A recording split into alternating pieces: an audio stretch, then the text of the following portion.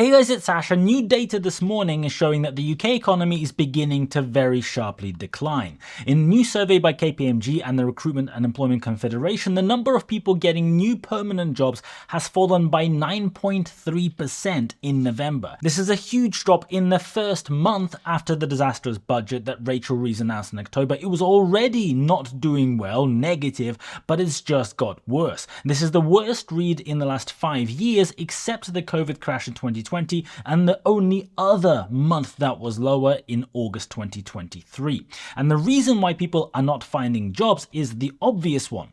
The number of jobs available is collapsing. According to the same report, the drop in the number of job vacancies in November was the worst since the 2020 crisis. This is the 13th month in a row in the UK of job vacancies falling, but that falling trend has now accelerated. So every month, finding a new job is becoming harder. A few days ago, the Bank of England monthly decision maker panel report came out for November, and generally speaking, this report is pretty boring, but this month there was a new question. The Bank of England asked firms about how they expect to respond to the increase in employer national insurance contributions that was announced in the budget.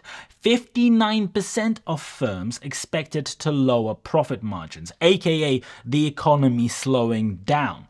54% expect to raise prices, aka inflation going up while the economy is slowing down. And 54% expect lower employment, aka less job vacancies, less jobs, higher unemployment. And at the same time, the Financial Times has shared data from Indeed, the online hiring platform, which says that seasonal hiring has been even weaker than the overall jobs market, even though more people than usual are looking for short-term work to top up their income. Data on the Indeed Hiring Lab website shows that the number of people trying to get a seasonal job is by far the highest this season compared to the previous 5 years, which indicates that people are financially a bit less secure. They are potentially considering taking on maybe second part-time jobs to make ends meet, and the Financial Times has a chart going all the way through to mid-November with newer data which shows that the number of part-time jobs has actually collapsed. The number of jobs available has collapsed. The number of part-time seasonal roles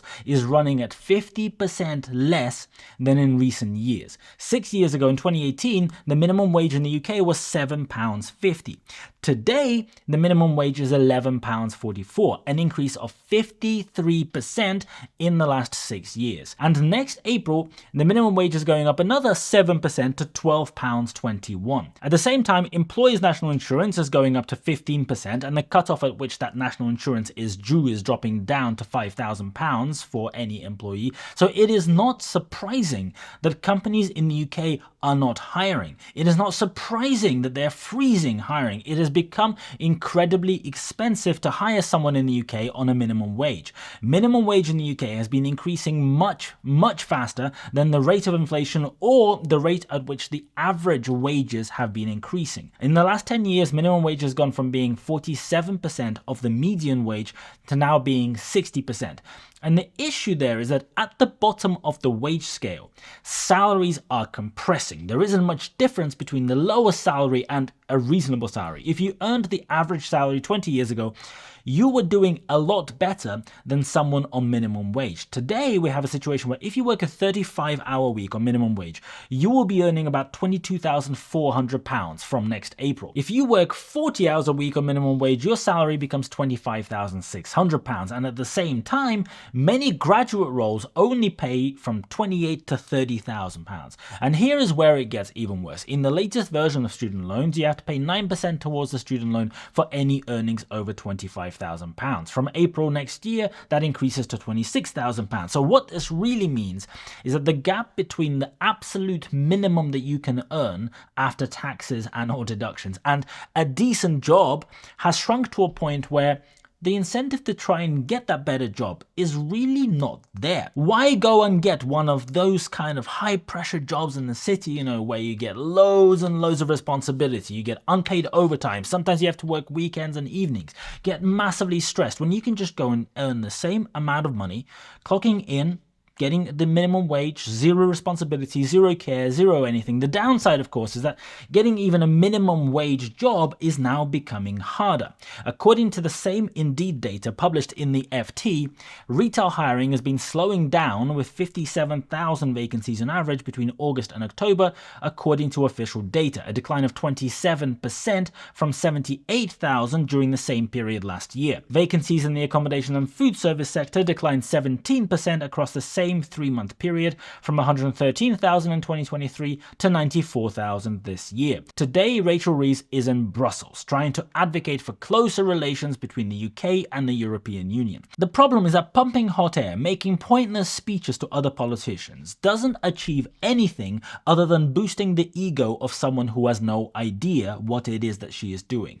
Labour's manifesto said that rejoining the EU is not on the table. That's not what they're trying to achieve, and there is not much else that the UK can do about the red tape and bureaucracy that exists for countries outside of the trading bloc, which is where the UK is now. If the UK is not inside the common VAT area, well, then businesses in the UK trading with the EU lose 20% on all the supplies because they cannot offset those against their UK VAT bill anymore. If you are outside the common trading area, as the UK is, you have to deal with all the red tape and paperwork, because that is the entire point of there being a trading bloc and other countries not being inside that trading bloc, where those things are simplified and eliminated. But today is interesting because Rachel Reeves is the first UK Chancellor to speak at an EU event since Brexit. And that's really impressive because since Brexit, there have been approximately 79 different Chancellors in the UK. And this comes on the back of an interview last month where Andrew Bailey, the Governor of the Bank of England, said that the UK must rebuild post-Brexit relations with the EU. And just like Rachel Reeves, the problem with this sort of statement is that it is completely worthless. It's meaningless because it's a load of word salad with absolutely no concrete specifics. There is not a single policy that is being advocated, nothing being proposed specifically, just the need for reforms and closer ties, whatever the fuck that means. And the reason there is not a single policy being proposed is because after the Conservative government ballsed up the Brexit deal, there isn't much that you can actually do about it. It's done. Once you're outside the bloc, you are outside the bloc. And in the most recent data from the Office of National Statistics, the number of vacancies in the UK in October dropped expectedly to 831,000. And this number is now roughly the same as it was pre-pandemic. But it's worth noting that the population of the UK in this time period has increased by about 2.5 to 3 million people. So the number of jobs available per person is falling sharply. The increase in national insurance, according to Rachel Reeves, will bring an additional £25 billion in tax receipts. The slight problem is that the UK GDP is a bit over £2.5 trillion. You can see that businesses up and down the country are panicking. They're talking about it every single day. You can see employment data that is now collapsing and jobs disappearing. If the UK economy slows by 1%, 1%, not 1% per year, 1% in total across the next several years as a result of this increase in national insurance, that will be more GDP lost than the amount of extra money collected in tax. The short-sightedness is incredible. The budget increased business rates and airports are now in trouble. Apparently this increase is going to cost Gatwick Airport about £200 million a year. And on top of that, the levy on short-haul flights is going up by £2 from April. If you want to attract investment, if you want to attract businesses to turn up, if you want to attract people to come and do business in the UK, these moves are really not helping. They're doing the opposite. EasyJet has just announced that they are cutting flights because passengers will now have to pay more duty and airport fees are going to go up substantially to cover the tax increases, and customers do not want to pay that much. The UK is an island. So if you want to attract businesses, those startup founders, those businesses, they ain't gonna swim across the channel. And before EasyJet, Ryanair also said that they will be cutting their flights because of the budget. Great. Now, declining job vacancies is not exclusively a UK problem. I am aware. The chart that we have in the UK does look very similar to countries all over the world, including the United States. When the world panicked in 2020 and the stock market crashed, the number of job vacancies collapsed across the board. Then the UK government, along with many other governments around the world, printed insane amounts of money and flooded that money into the economy. So suddenly, the stock market exploded, and the age of remote working started, and job vacancies absolutely went bananas, shot up through the roof. That came on the back of a very big contraction though, so it was sort of a bit of a reversal. So it's not surprising that it was not sustainable and that job vacancies were going to fall eventually. And the macroeconomic backdrop at the moment is also not specific to the UK. A similar situation is brewing in the US, where the overall economy numbers are looking great because of the tech and AI sector, who are masking what's going on with the rest of the economy. But the UK is in a spot where the economy has now flatlined for the last 5 years, and the outlook is not great either. The declining jobs are now below where they were somewhat like 6 years ago. Increasing tax and discouraging companies from expanding in the UK or setting up in the UK is not going to get the economy going. Last week, Keir Starmer announced 6 new milestones as part of his big reset after a very bad start to his term as Prime Minister. Now, the public haven't welcomed these very warmly. These new milestones are meant to be the most important focal points of the government, and only 1.5 out of the 6 milestones talk about the economy, which I think is perhaps the most important issue right now because of how poor people are feeling, how little their money is able to purchase. I get that there are lots of competing pressures. It's important to do things like hiring more policemen. I get it.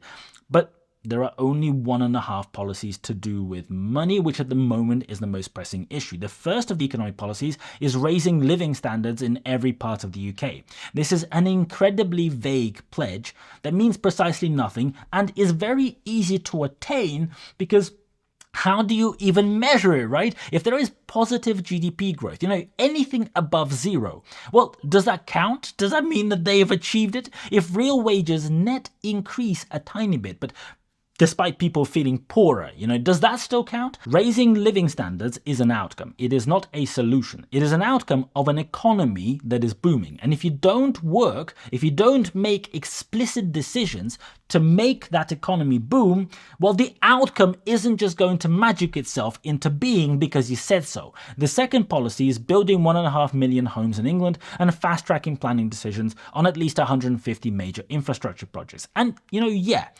great. Building homes is going to help, although this is a goal through to the end of 2029. There are no specifics about how that's going to happen. The UK has been behind on building new homes for a long time now, and the population growth at the moment is so high that even if they do build the 1.5 million homes by 2029, which is like 5 or 6 years away, depending on how you want to count it, that might not really do very much.